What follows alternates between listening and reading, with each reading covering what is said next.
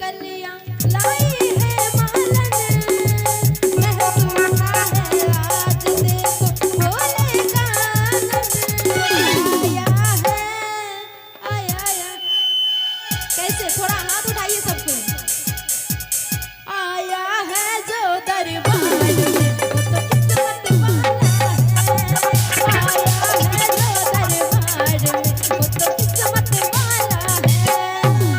बागों से चुन चुन कर कलियां लाई है मालन, महक उठा है आज देखो भोले का आंगन।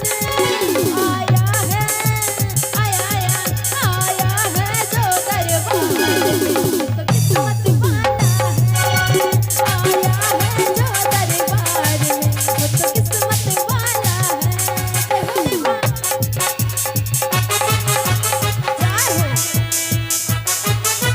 ताली के साथ बोलते शंकर भगवान की जय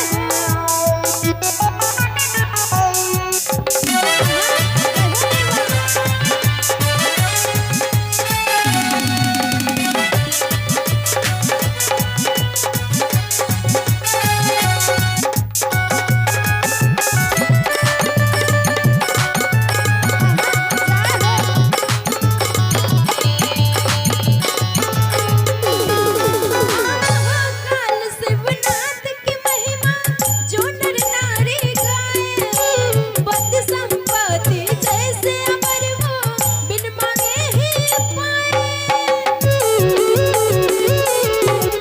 महाकाल शिवनाथ की महिमा जो नर नारी गाए, बद संपत्ति जैसे अमर वो बिन मांगे ही पाए। भोले के चरण में हम भी तो हाँ, भोले के चरण में हम भी तो बड़ी प्यार से आए हैं, बड़े प्यार से आए हैं कि आया है। थोड़ा उठा के आप सबको ही उठा लीजिए। हो आया है जो दरबार में वो तो किस्मत वाला है। आया है जो दरबार में वो तो किस्मत वाला है।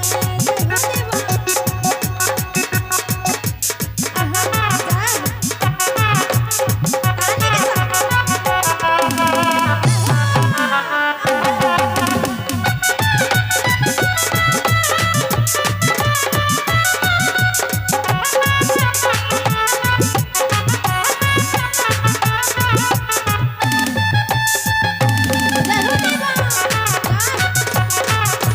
ताली के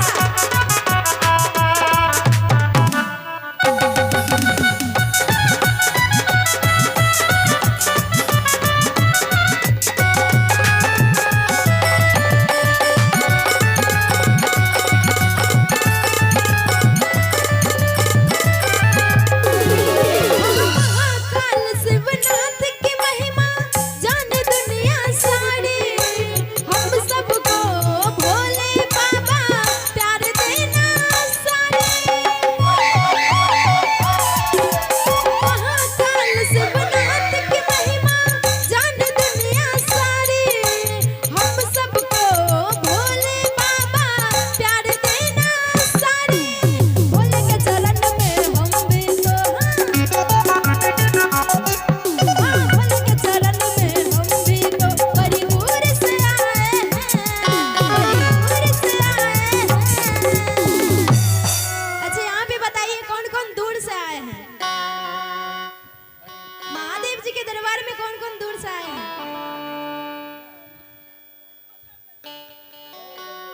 इतने को मान लीजिए हम सब कोई दूर से आए, उठा लीजिए सबको यहाँ पे। बोलते शंकर भगवान की और कहेंगे ऐसे कि भोले के चरण में हम भी तो बड़ी दूर से